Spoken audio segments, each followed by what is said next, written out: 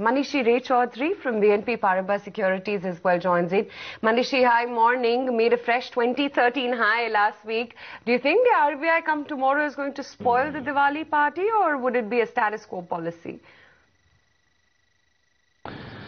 We expect the RBI to increase the repo rates by about 25 basis points and possibly to reduce the MSF rate by 25 basis points. So I think this is pretty much well expected now.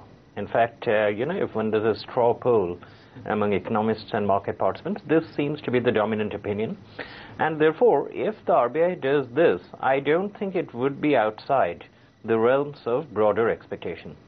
So it would neither be a positive or a negative surprise. And as a consequence, I don't think this would be a real game changer as far as the near-term market movement is concerned. I think a bigger determinant as far as market movements over the next few weeks are concerned would possibly be the earnings season. As of now, the earnings season has actually been better than expected. We have seen good numbers coming in from the IT companies, from the private sector banks, even from some of the engineering companies, the larger ones especially. But going forward, the relatively more risky universe among the listed companies are likely to report. So there is a possibility that the direction of earnings estimates may actually begin to drift down going forward. And that's why we think the levels that the market has reached are possibly unsustainable in the near term, and we could be in for some bit of correction in the near term. Manishi, we've got 13,500 crore of inflows only in the month of October. That's 20 trading days and about 500 crores on a daily basis. What explains this underlying momentum at a time when the economic fundamentals are so weak?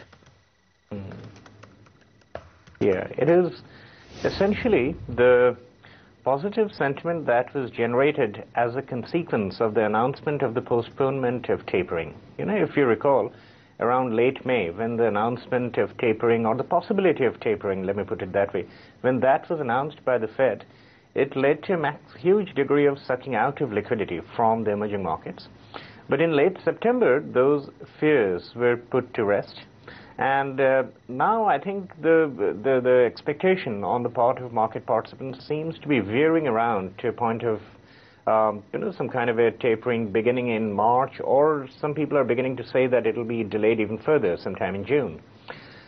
As a consequence, I think this massive liquidity inflow that we have seen is some kind of a reaction to what was held back during that 3-month period.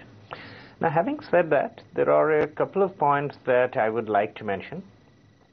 When that tapering scare was initiated in late May, some countries within the emerging markets had their vulnerabilities rather brutally exposed to the investing world.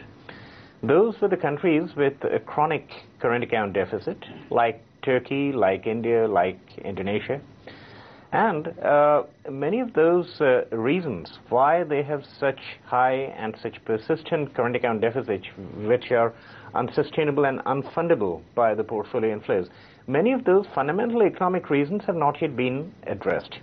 Yes, there have been some improvement in the economic data points. India has seen declining trade deficit, which would obviously lead to a much reduced current account deficit compared to last year. Indonesia has seen decisive central bank action with about 150 points of interest rate increase. But at the same time, I think many of these countries need to go through a period of painful readjustment as far as their macroeconomic parameters are concerned. So Manishi, I would think that this is kind of a temporary relief that many of these countries are getting. Manishi, fair point. But Manishi, off late, for those who've ignored all the fundamental concerns and have participated, they've made money. So one side you've got macro concerns, earning concerns, expensive valuations. But on the other side, you've got the brute force of liquidity. And for those who've participated, they've made money. So what should be the prudent course of strategy in this kind of a market? As far as investment in Asia are concerned, we are actually advising investors to reduce their exposure to these relatively risky or high beta markets, which are also marked by large current account deficits. So we are actually reducing our exposure to India and Indonesia and concentrating more on North Asia. In a very recent report, we actually upgraded Korea to an overweight from neutral. And therefore, we are pretty much, overweight on that North Asian universe, which is the combination of Hong Kong, China, Taiwan, and Korea. And we have a neutral to underweight position on the Southeast Asian universe. So that is what we are recommending to our institutional investors. You're right in saying that this brute force of liquidity, I like that phrase, that's why I'm borrowing it from you, that has actually led to significant capital gains being enjoyed by many investors of late. But liquidity is a very fickle thing, and it's very unpredictable in the near term. One never knows when liquidity pours into the market and when it suddenly vanishes. There are triggers, no doubt, but these triggers are very difficult to anticipate. And, another thing I must want to point out to you that even though India has seen close to $2 billion of flow in the month of October alone, that is now about, I think, 20 to 25% of the flows into Asia, which is the normal rate that India gets. India gets about 25 to 30%. But if you compare that to the first half of the year, India was getting somewhere around 45 to 50%. So to that extent, I think institutional investors' exuberance about India has been slightly tempered. The North Asian markets, particularly Korea, has actually benefited from massive flows. In fact, while India has got over September, October, somewhere around 2 to 4 billion, Korea has got possibly more than 10 to 12 billion, or possibly even larger than that. So I think even from institutional investors' side, we are seeing that tapering of, or rather tempering of expectations about these Southeast Asian markets. Manishi, whereas IT companies so far have delivered on expected lines, management commentary has been constructive and positive. The big surprise has come from the private banking space. ICICI Bank, Yes Bank, IndusInd Bank, all of them have managed to deliver in a very tough quarter. Q2 was a very tough quarter for Indian financial sector per se, but these banks have delivered. Yeah, you're right. And, even these private sector banks, you could divide them into two halves. The first half would comprise of those banks, like ICICI Bank or HDFC Bank, which have a very strong CASA, and therefore their cost of deposits are relatively muted, and therefore they did not have a major risk as far as the net interest income is concerned, or the net interest margins are concerned. But on the other hand, we are really surprised by the kind of numbers that IndusInd Bank or Yes Bank have reported. And, because these are the banks that were dependent on wholesale funding. And as a consequence, there was obviously a possibility of their net interest margins suffering. So, I think over the longer term, we would still be relatively more bullish on the first category, the likes of HDFC Bank or ICICI Bank, which are not so dependent on wholesale funding. Because we think that this tightness in liquidity, which RBI is obviously generating to combat inflation, that is likely to continue for some more time. Manishi, what's the sense that you're getting out of some of these FMCG names? We've seen what Unilever has done, or for that matter, Colgate as well, and ITC, of course. Does it seem like these earnings are now getting toppish and sort of 5% kind of volume growth is now becoming the new normal? Right. You see, in case of consumer staples, we are actually cautious on that universe. And this is not just because of the relatively expensive valuation of these companies, but it's also because we apprehend earnings estimate downgrades going forward, particularly when you look at the universe, which are importers of soft commodities, which are in the home and personal care segment. The prices of these soft commodities have increased quite significantly of late. Over the last 2 months or so, they have gone up in double digits in US dollar terms. And as a consequence, in INR terms, in Indian rupee terms, they would have gone up about 20, 25, 30%. I think it would be difficult for the consumer staples companies to pass them on to the consumers in an environment where consumption demand has declined. And there are uncertainties about, income levels going forward. So that's why we anticipate consensus earnings estimates to decline for that universe, and that's why we have an underweight in our India model portfolio as far as the consumer staples sector is concerned. Are you zero on consumer staples in your model portfolio? No, we are not zero. The only company that we have is ITC, which despite the fact that it has constantly faced cost pressures, upward pressures and costs through the administrative cost increases, has repeatedly passed them on to consumers and still maintained a commanding market share. So ITC is, possibly the only choice that we have in that universe. On your screen, on IndusInd Bank, 15.5 lakh shares. That's a sizable. The size of the bulk deal is quite sizable.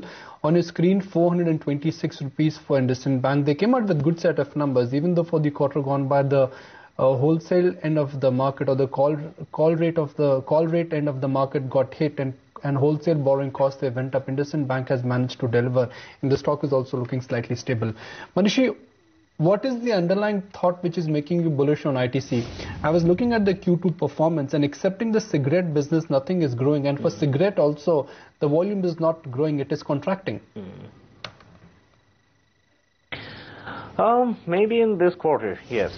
But at the same time, if you look at the longer-term drivers of ITC, that progression from unorganized sector into the organized sector as far as tobacco usage is concerned, that has been there for a long time now, and it's likely to continue. And that is essentially a byproduct of the demographic transition that India is going through. ITC has a commanding market share, and they maintain that 65-70% market share in this segment. And for the foreseeable time horizon, that cigarette segment is going to be their profit driver. If there are other businesses, like the foods business, for example, starts generating profits, that would be the icing on the cake.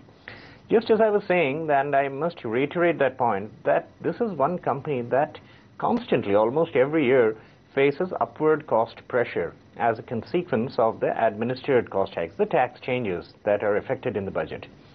The company routinely passes them on to the consumers and still maintains its margins and market shares. So I think that indicates a very significant degree of pricing power, and that comes from its strong brand positioning in the market. So those are the fundamental long-term reasons for being positive on ITC. Manishi, you talked about banks earlier on, and that you're impressed with the private sector banking lot and the earnings that they've delivered this time. What about PSUs, and especially given the bank recapitalization news flow, which has augured well for the space? Do you think there's any PSU name that one could buy at this point? We are in general very cautious on the PSU universe because we think that the asset quality risk that the PSU universe faces, that is still not behind us. And that would apply almost to the entire range of public sector banks. I think some of the larger public sector banks rather, could be relatively shielded, relatively protected from that risk purely because of their size. As a proportion of the size of their books, the NPLs might be relatively lower. But at the same time, I think this phenomenon of NPLs increasing, that is something that we have to watch out for, we have to bear with as far as the PSU banks are concerned. So in fact, in our model portfolio, we don't have a single PSU bank right now. We don't have State Bank of India or PNB or Bank of Baroda. And, I am not really inclined to make any significant change right now. I would rather watch out for the NPL activity to play out and the consequent impact on the ROEs and price-to-book valuations of these banks. Manishi, do you think somewhere secretly markets are already pricing in a pro-growth government from 2014 elections? I don't know. I mean, you see, first things first, if you look at the entire emerging market universe, or all of the Asian markets, they have all moved up quite significantly in the last 1.5 to 2 months, right from around the beginning of the first half of September, broadly. So this has been a global equities phenomenon that many of the risks have possibly been, I wouldn't exactly say disregarded, but at least the importance attached to the macro risks of the world have been relatively de-emphasized by the equity markets. Now, having said that, within emerging markets, within Asia, India has actually outperformed. It has moved up about 10 to 12% in the last 1.5 to 2 months. I think it is a combination of many reasons. While Asian earnings season, if you look at the progression, that has not really been too good. It's about 4% lower than the average consensus earnings estimates. The first half of the Indian earnings season has actually been better. So there is a fundamental reason behind it, and that has possibly led to some degree of bullishness, positive sentiment about Indian equities. The second reason, what you just pointed out, there are some political hope, political expectations that's been built in, perhaps, among the kind of individuals or institutions who participate in equity markets, that there could be a more pro-growth government going forward. But elections are still about 7 to 8 months away, and therefore to pin hopes on election results sometime in May would possibly be kind of a risky trading strategy at this stage. And what we have learned from our experiences in 2004 and 2009, that trying to predict election results or trying to frame trading strategies based on those is a bit of a risky proposition. Manishi, after Idea announced a good set of earnings last week, what is it that you expect from Bharti then? Our earnings expectations about Bharti are also pretty strong. In fact, if one looks at the full year, that is fiscal 2014, our earnings growth estimates are, more than 80% for that company. Now, of course, that's because of a very low base. And in case of Bharti, one would obviously have to watch out for the translation losses on the balance sheet because of the currency depreciation. That's an important factor to watch out for. But I think, the results are likely to be reasonably good. Having said that, our preference, our top pick within the sector remains Idea. And, though we have representation from both in our India model portfolio. Bad news for Sun Pharma. US FDA has issued a 483 to one of their manufacturing units in US. That's the Caraco unit. Caraco is a subsidiary of Sun Pharma, and they've acquired Caraco about 7-8 years ago. Sun Pharma immediately has reacted, and their comment on that US FDA 483 alert is that these are minor issues and hopefully they will be sorted out. Now, the good news here is, even though 483 is considered to be extremely bad news for Indian pharma companies, up until now the market reaction is not very harsh. 599 rupees for Sun Pharma, down by about 11 rupees. Manishi, the US FDA issue now is a big concern for just about every Indian pharma company. First it was Ranbaxy, then it was Wockhardt. Problems came for Dr. Reddy, and now Sun Pharma. Yeah, that is true. There are some companies, I'll mention in the same breath, who have possibly gone ahead and addressed this issue much better than some other companies have. So I think the trick for investors would be to concentrate on those companies. You mentioned Sun Pharma just now. Sun Pharma clearly fits into that category, and therefore, Sun Pharma and a couple of others are the ones that we have in our model portfolio. We kind of have a neutralish stance on the pharmaceutical space now. In fact, in the first half of the year, we were clearly more bullish. We were overweight. But, we have reduced weight partly because the stocks have done phenomenally well. Sun Pharma is up about 35-40% this year. And, I think a combination of valuations and the risks that you point out led us to trim our position slightly. But at the same time, I think given the relative safety that the sector provides, and given the positive leverage to currency, it'll continue to attract investor interest in the near term.